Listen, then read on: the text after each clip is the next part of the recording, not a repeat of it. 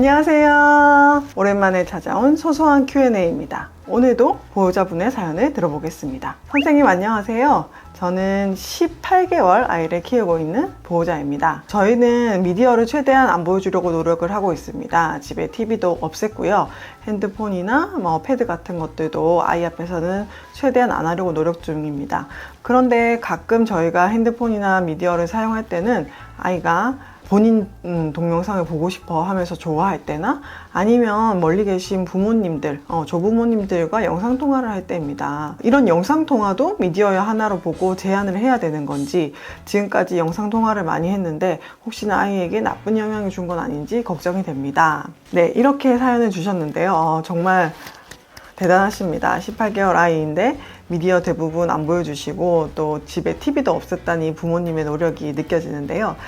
저희가 미디어가 아이의 두뇌 발달에 미칠 수 있는 영향에 대한 영상을 올리고 나서 많은 분들이 실제로 질문을 주셨어요. 그 중에서 가장 많은 질문이 지금 사연을 주신 분과 거의 비슷한 영상통화와 본인 영상을 보는 것이 문제가 되느냐, 이것이었습니다.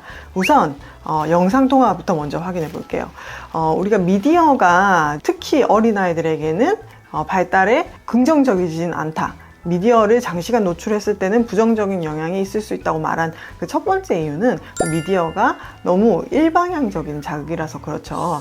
우리가 아이들이 뭔가 배우고 학습을 하고 세상을 느낄 때는 실제 경험이 중요합니다. 그래서 미디어에서 나오는 똑같은 엄마 사랑해 라는 단어를 미디어에서 듣는 것과 실제 엄마 얼굴 표정을 보면서 내가 그 감정을 느끼고 우리 아이가 그에 답할 수 있고, 나도 사랑해, 꼭 말은 아니더라도 다양한 표정이나 허그나 이런 촉감, 그리고 실제 행동을 통해서 단어를 배울 때 훨씬 또 잘 기억이 되고, 뇌에 주입이 될 때도 시각이나 청각뿐만 아니라 어떤 촉각이나 정서적인 느낌을 같이 학습을 하게 되기 때문에 뇌에 굉장히 큰 긍정적인 영향을 준다, 이렇게 얘기했습니다. 그래서 두뇌 발달에는 쌍방향의 라이브, 살아있는 경험이 중요하다, 이렇게 얘기를 했죠.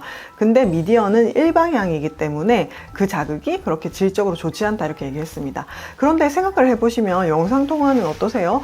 영상통화는 녹화해둔 영상을 가지고 전화를 하는 게 아니죠. 대부분 우리가 아이가 영상통화를 할 때는 평소에 친숙하던 사람과 얼굴을 보면서 대화를 하게 됩니다.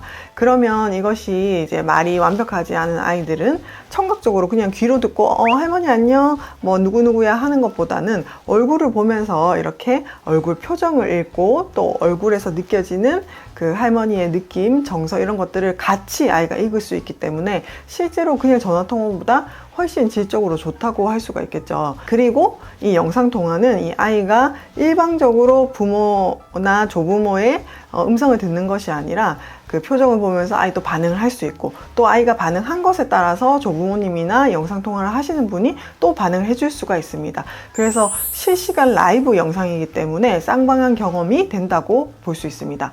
그렇게 본다면 우리가 미디어에 좋지 않은 영향, 일방향적이고 실시간이 아니라는 점을 반대죠. 우리 영상통화는 실시간에다가 쌍방향 자극, 거기다 플러스 비구어적인 얼굴의 표정이나 제스처, 그리고 말의 톤, 이런 것들을 아이가 느낄 수가 있기 때문에 영상통화로 조부모님과 통화하는 것은 아이에게 정서적으로도 좋고 또 애착관계를 유지하기에도 도움이 된다, 이렇게 볼 수 있을 것 같습니다. 미디어를 제한하자는 또 두 번째 이유는 미디어가 다른 일상적인 경험에 비해서 그 자극의 강도가 굉장히 높고, 또 많은 미디어들이 시청각적인 자극이 평소에 아이가 느끼는 일상적인 자극에 비해서 굉장히 자극 강도가 높습니다. 그렇기 때문에 아이가 미디어에 장시간 노출이 됐을 때 일상적인 자극을 별로 좋아하지 않을 수가 있고, 또 미디어의 일상적인 자극과의 차이가 크기 때문이라고 말씀을 드렸었죠. 그런데 아이가 본인이 나온 영상을 직접 보는 것은 본인이 하는 행동들을 이제 보는 거잖아요. 그리고 실제 아이가 경험을 했던 영상이겠죠. 그래서 이제 그 영상을 보는 것은 다른 영상을 보는 것과는 조금 다를 수가 있을 것 같습니다.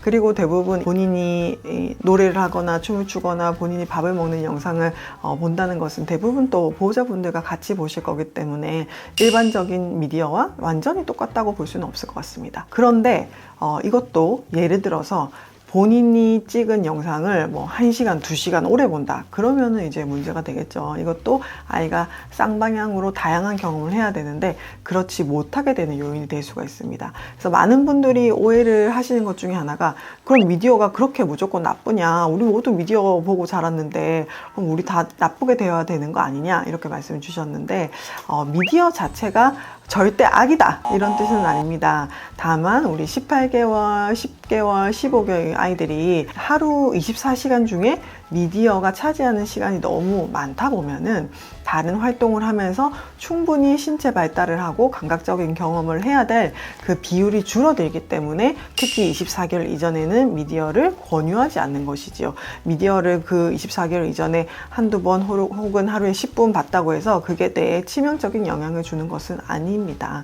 그래서 부모님들은 미디어 시청에 대한 원칙을 세우시고 우리 아이의 다른 다양한 경험을 잘 채워주신다면 미디어도 적절하게 잘 활용을 할 수 있을 거라고 생각합니다.